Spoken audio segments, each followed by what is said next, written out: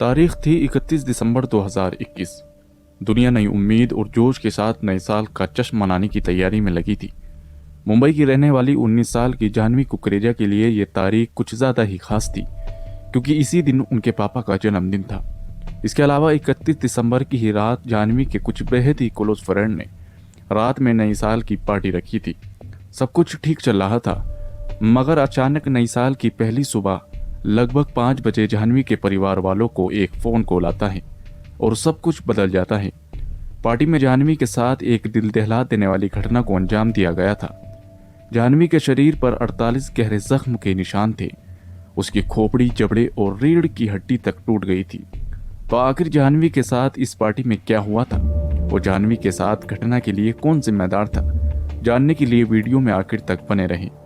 यकीन मानिए, पूरी कहानी सुनकर आपका कलेजा दहल जाएगा। ये कहानी भले ही जाह्नवी की है, मगर ये पूरी कहानी जानकर हम आप भी अपनी बहन बेटियों को अगली जाह्नवी बनने से बचा सकते हैं। अगर आप जाह्नवी कुकरेजा केस के बारे में थोड़ा बहुत जानते भी होंगे, आप अब तक सिर्फ वही कहानी जानते होंगे जो आपको मीडिया ने बताई है, लेकिन हम आपको मीडिया द्वारा बताई या बनाई कहानी के साथ साथ वो सच्चाई भी बताएंगे जो जाह्नवी की मां ने तथा पार्टी में मौजूद दोस्तों ने खुद बताया था। तो वीडियो में अंत तक जरूर बने रहें। यह कहानी मुंबई के खार इलाके में रहने वाली जाह्नवी कुकरेजा की है। जैसा कि वीडियो की शुरुआत में हमने आपको बताया, 31 दिसंबर को जाह्नवी के पिता का जन्मदिन था। इस मौके पर जाह्नवी के घर में ही एक छोटी सी पार्टी रखी थी, जिसमें जाह्नवी के कुछ बचपन के दोस्त तथा उनके कुछ पड़ोसी शामिल हुए थे। इस पार्टी में शामिल होने वाले लोगों में जाह्नवी के दो बेहद ही खास दोस्त श्री जोगधनकर और दिया बदलकर भी शामिल थे। जाह्नवी के घर पर यह केक कटिंग लगभग 7 बजे हो गई थी। जाह्नवी का एक और दोस्त था, यश आहूजा, खार में स्थित भागवती हाइट्स बिल्डिंग में रहता था। यश ने अपने दोस्तों के साथ मिलकर भागवती हाइट्स बिल्डिंग में नए साल का जश्न मनाने के लिए एक पार्टी रखी थी, जिसमें जाह्नवी कुकरेजा, श्री जोगधनकर और दिया बदलकर समेत कुल 15 लोग शामिल हुए थे। प्लान के मुताबिक ये पार्टी 9 बजे शुरू होनी थी और लगभग 11 बजे तक चलनी थी। इसलिए 7 बजे केक काटने के बाद जाह्नवी अपने दोनों ही दोस्तों के साथ यश आहूजा की बिल्डिंग में आ जाती है। मगर यहाँ आकर पता चलता है कि किसी वजह से पार्टी का समय अब बदलकर रात के 11 बजे कर दिया गया है। इसलिए जाह्नवी वापस फिर अपने घर चली जाती है। घर पर कुछ देर रुकने के बाद जाह्नवी लगभग 11 बजे अपने दोस्तों के साथ पार्टी के लिए निकल जाती है। आप सोच रहे होंगे कि आखिर इतनी रात में जाह्नवी पार्टी में गई ही क्यों थी। तो बता दें कि इस पार्टी में केवल 15 लोग ही शामिल हो रहे थे। इनमें से 5 लड़कियां तो जाह्नवी की ही अपार्टमेंट में रहती थी। इसके अलावा श्री जोगधनकर और दिया बदलकर की जाह्नवी से जान पहचान लगभग 12 से 15 साल पुरानी थी, यानी ये सभी बचपन के दोस्त थे। इन सभी को जाह्नवी के माता पिता भी काफी अच्छे से जानते थे। वैसे भी मुंबई में 31 दिसंबर की रात लेट नाइट पार्टी कोई नई बात नहीं थी, इसलिए जाह्नवी अपने दोस्तों के साथ पार्टी में आ जाती है और एंजॉय करने लग जाती है। वैसे तो पार्टी 1 बजे तक ही खत्म हो जानी थी, मगर पार्टी कुछ लंबी चल जाती है। इस वजह से जाह्नवी रात में वापस अपने घर नहीं जाती है। हालांकि इसी बीच 1:30 बजे करीब जाह्नवी के पिता उसे फोन करते हैं, मगर उसका फोन बिजी आता है। इसके बाद वे फिर 2:30 बजे यहाँ तक कि सुबह 3 बजे भी फोन करते हैं, मगर जाह्नवी फोन रिसीव नहीं करती है, क्योंकि जाह्नवी अपने ही बचपन के दोस्तों के साथ पार्टी कर रही थी।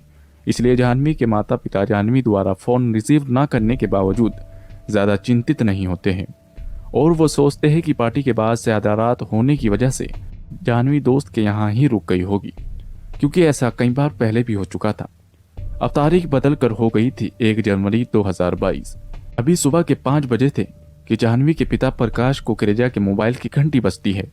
इन्हें लगता है कि शायद किसी ने नए साल की बधाई देने के लिए इतनी सुबह फोन किया है, मगर फोन उठाते ही उनके पैरों तले जमीन खिसक जाती है।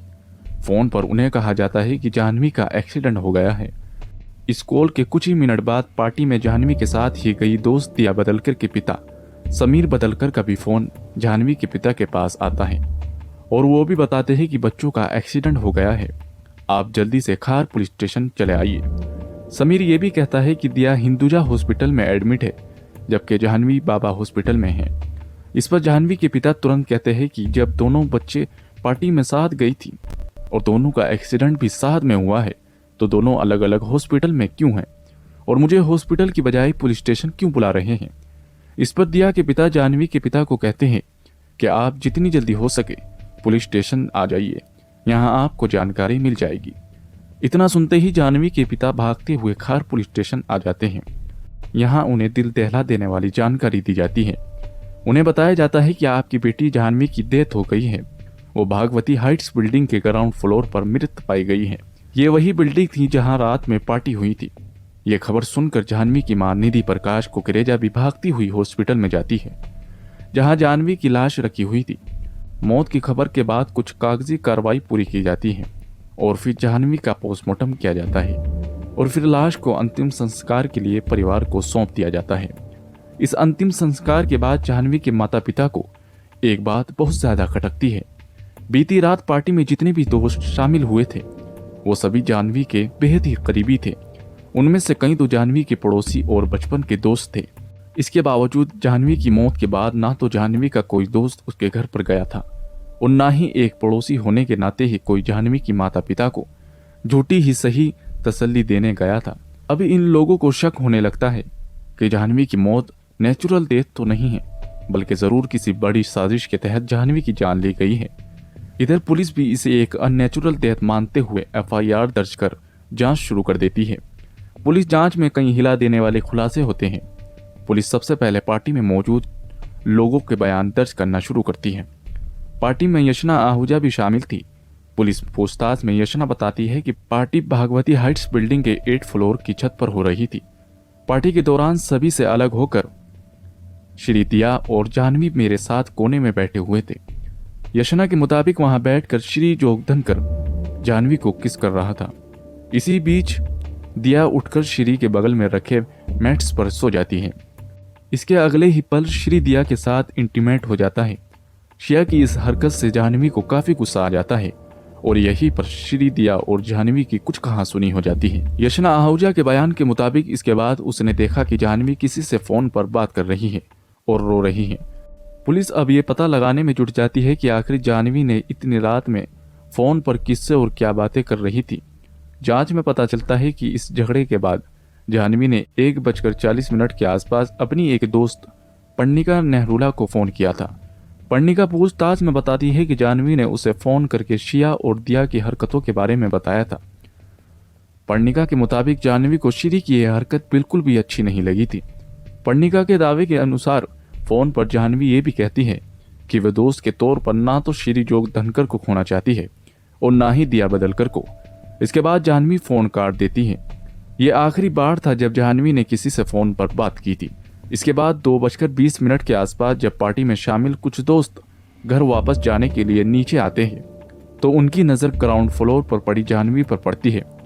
जाह्नवी को मरा देखकर पुलिस को जानकारी दी जाती है। पार्टी में शामिल सभी लोगों का बयान दर्ज करने के बाद पुलिस क्राइम सीन की भी जांच पड़ताल करती है, जहां से कुछ अहम सुराग पुलिस को मिलते हैं। पुलिस को बिल्डिंग के 5वें फ्लोर की सीढ़ियों पर पीले रंग की चूड़ियां मिलती हैं जो जाह्नवी ने पहनी हुई थी। 4th फ्लोर पर जाह्नवी का एक सैंडल मिलता है, जबकि दूसरा सैंडल जाह्नवी के पैर में ही ग्राउंड फ्लोर पर था। जबकि 2nd फ्लोर पर जाह्नवी के हेयर बैंड्स मिलते हैं। 3rd फ्लोर पर खून के भी निशान मिलते हैं, जबकि 2nd फ्लोर की सीढ़ियों की रेलिंग पर से बाल के नमूने बरामद किए जाते हैं। DNA जांच में खुलासा होता है कि खून और बाल जाह्नवी के ही हैं। पुलिस आगे जब श्री जोगधनकर की तलाशी लेती है तो उसके पास से पार्टी वाली रात पहनी गई शर्ट भी बरामद होती है, जिस पर खून के निशान पाए जाते हैं। जांच से खुलासा हो जाता है कि श्री की शर्ट पर जाह्नवी का ही खून था। कुछ दिनों बाद जाह्नवी की पोस्टमार्टम रिपोर्ट भी आ जाती है, जिसमें खुलासा होता है कि जाह्नवी के शरीर पर पूरे 48 गहरे जख्म के निशान हैं। उसकी खोपड़ी की हड्डी तक टूट गई थी। पोस्टमार्टम रिपोर्ट के मुताबिक उसके सर को काफी जोर से रेलिंग पर मारा गया था। जाह्नवी के शरीर की कई दूसरी हड्डियां भी टूटी हुई पाई गई थी। दोस्तों के बयान और जुटाए गए सबूत के आधार पर पुलिस इस पूरे मामले में श्री जोगधनकर और दिया बदलकर पर जाह्नवी कुकरेजा की हत्या का मामला दर्ज करते हुए जांच आगे बढ़ाती है। कुछ और सबूत जुटा लेने के बाद इन दोनों को गिरफ्तार भी कर लिया जाता है। क्योंकि ये केस काफी सुर्खियां बटोर चुका था, इसलिए पुलिस तेजी से जांच करते हुए अप्रैल महीने में ही 600 पन्नों की चार्जशीट फाइल कर देती है। जाह्नवी की मौत कोई एक्सीडेंटल नहीं, बल्कि उसे बड़ी ही बेरहमी के साथ मारा गया था और उसे मारने का इल्जाम किसी और पर नहीं बल्कि जाह्नवी के बचपन के दोस्त और कथित बॉयफ्रेंड श्री जोगधनकर और दिया बदलकर पर लगा था। हत्या की वजह और भी ज्यादा चौंकाने वाली थी। पुलिस ने इन्वेस्टिगेशन के दौरान पार्टी में शामिल बाकी सभी लोगों का बयान दर्ज किया और सबूत इकट्ठा किए। इनके आधार पर पुलिस ने दावा किया कि श्री जोगधनकर और दिया बदलकर ने पहले जाह्नवी को बड़ी बेरहमी से मारा और फिर सेकंड फ्लोर से ही से धक्का दे दिया। पुलिस के मुताबिक हत्या की वजह लव ट्रायंगल था। जाह्नवी के दोस्तों के दावे के अनुसार जाह्नवी और श्री जोगधनकर एक दूसरे को पसंद करते थे। दूसरी तरफ दिया बदलकर भी जाह्नवी की बेस्ट फ्रेंड थी, लेकिन जाह्नवी के पीठ पीछे श्री ने दिया के साथ भी दिल लगी शुरू कर दी थी। इसलिए पार्टी के दौरान पहले तो श्री जाह्नवी को किस करता है और बाद में अगले ही पल दिया के साथ अतरंग हरकतें करने लगता है। ये बात जाह्नवी को अच्छी नहीं लगती और इसी बात को लेकर इन तीनों में काफी झगड़ा होता है। ये झगड़ा 8 फ्लोर से शुरू होता है, जो नीचे आते आते हाथापाई में बदल जाता है। पुलिस की रिपोर्ट के मुताबिक 5th फ्लोर पर आकर इन तीनों में हाथापाई की नौबत आ जाती है। दिया और श्री मिलकर जाह्नवी को मारते हैं। इस दौरान जाह्नवी भी अपने बचाव में इन दोनों पर वार करती है। इस कारण दिया के होठों में चोट लगती है, वहीं श्री को भी कुछ चोट आ जाती है। इसके बावजूद ये दोनों जाह्नवी को मारते हुए दूसरे फ्लोर पर लाते हैं। यहाँ दोनों मिलकर पहले जाह्नवी के सिर को जोर से रेलिंग पर मारते हैं और फिर उसे वहां से सीधा नीचे ग्राउंड फ्लोर पर गिरा देते हैं, जिससे जाह्नवी की बेहद ही दर्दनाक तरीके से मौत हो जाती है। जब जाह्नवी के कुछ दोस्त रात में जाह्नवी का शव नीचे पड़ा हुआ देखते हैं तो सबसे पहले वे श्री को ही फोन करते हैं, क्योंकि उन्हें मालूम था कि श्री जाह्नवी का बॉयफ्रेंड है। मगर पहले तो श्री फोन नहीं उठाता है और जब कुछ समय बाद फोन उठाता है तो जाह्नवी की मौत की खबर सुनकर भी बिल्कुल सामान्य रिएक्ट करता है। जब पुलिस श्री जोगधनकर और दिया बदलकर को गिरफ्तार करके पूछताछ शुरू करती है तो ये दोनों जाह्नवी की हत्या से इनकार करते हैं और पहले ही दिन से कहते हैं कि उस रात क्या हुआ था हमें कुछ भी याद नहीं है, क्योंकि उस समय हम सभी नशे में थे।